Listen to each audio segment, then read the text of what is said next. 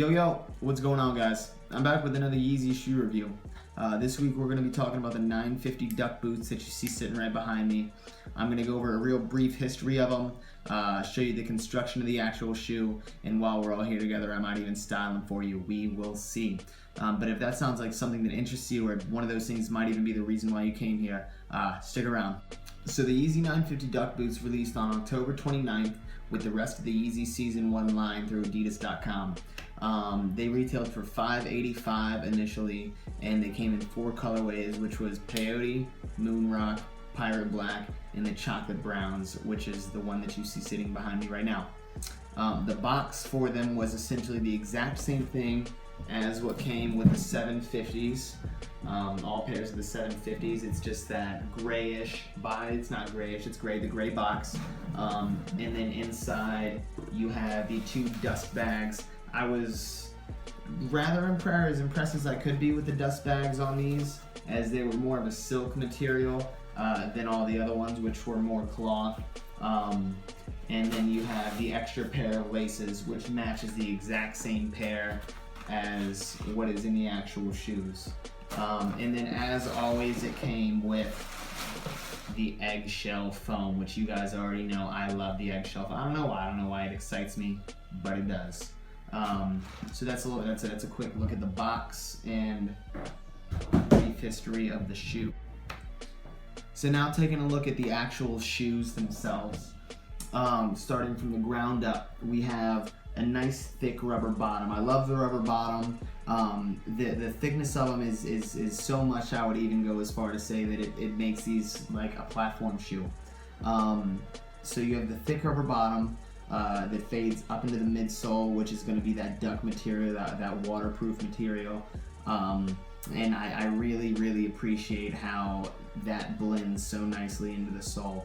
The colors are the exact same and everything just matches really nicely. Going up further, you have that mesh material that makes up the upper, along with the suede right here that kind of reminds me of the 750 suede. So taking a look at some of the finer details of the shoe that you may have overlooked at first glance.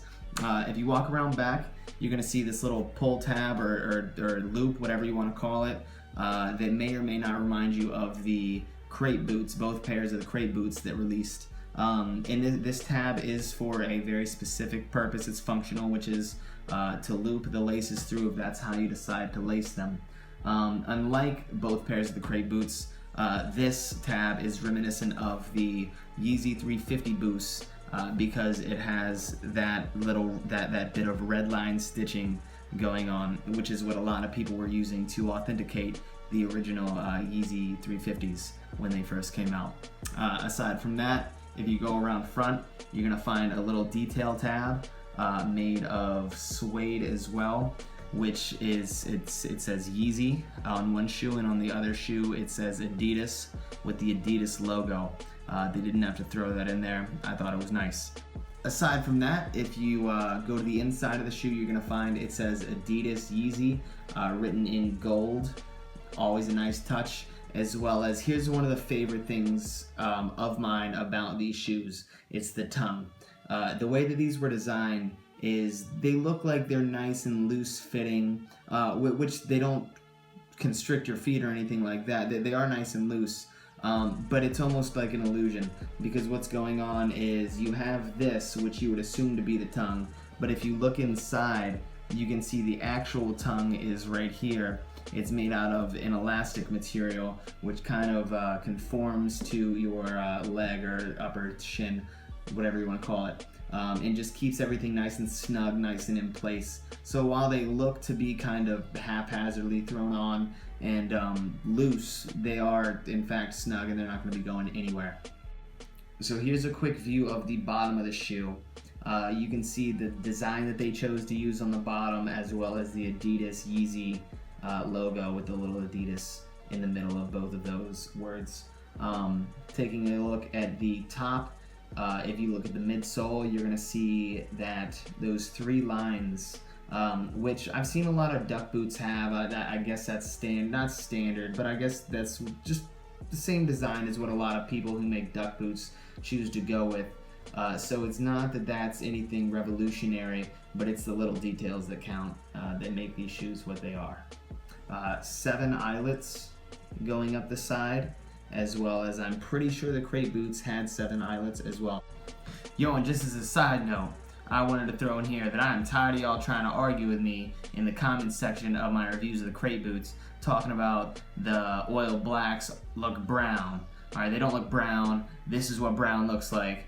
Alright, it might look different in the video, but if you really want to sit there and talk, go buy the shoes yourself and you'll see what they look like when they're actually in hand. I say that lightheartedly, I'm just playing around really, but on the real, this is what brown looks like, and the oil blacks of the crate boots are exactly that, not brown. So that's that. Yo, and one more thing that I wanted to go over really quick was how they decided to do the inside sole of the shoe. If we go in here, take out the sole, which you're going to be standing on, you get the brown sole that says Yeezy Adidas on it, and then on the back side it's that orange with a nice crisp Adidas logo and everything there. What you have on the inside of the shoe is it's a really hard cardboard material, which I think for the price that you're paying for these, or anybody's going to be paying for these, they could have gone with something different. For me, this isn't a pro or a con. It is just how they decided to make the shoe. It might kind of serve as an insulation during the winter, because these are kind of made as winter boots. To keep your feet warm. I could see that. Maybe I'm just making excuses for them. But it is a hard cardboard material. I didn't even know about this because for no reason was I going to go in and take out the sole until somebody commented on one of my crate boot videos asking if they were as well made with the cardboard sole. So then out of curiosity, I went and popped the soles out of these to find that these are in fact, they do have the cardboard sole. And again, this isn't a pro or a con. It doesn't affect how they feel on your feet. They're still extremely comfy. I just wanted to hit you guys with as much information as I could about them, let you guys know everything that I know about them. So that's just a quick little rundown of the soles of the shoe. Anyway guys, look, I just wanted to thank y'all again for coming to hang out with me for a few minutes. Hopefully you were able to learn something new about the 950 duck boots behind me. If you enjoyed the video, feel free to give it a thumbs up. And if you want to subscribe, I have a couple of new videos coming out in the near future. I had some friends get me some of the T-Lot merch from the Madison Square Garden show, as well as some of the pop-up shops around the country.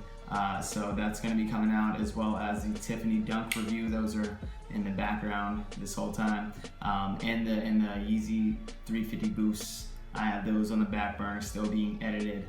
But those are going to be coming out shortly. Anyway, again, thanks so much for hanging out, guys, and until next time, peace.